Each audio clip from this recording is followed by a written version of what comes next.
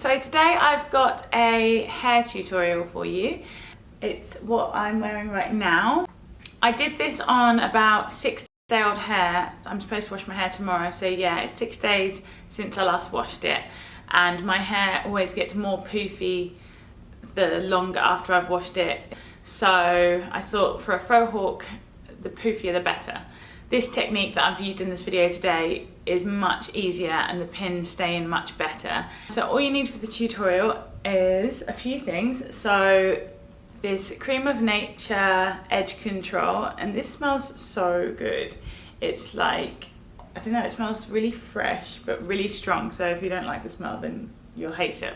But anyway, any edge control will do. And then you'll need some bobby pins. There's only one left in this container here because the rest are all in my hair. And then you'll need some of these grips, which I think are called alligator grips.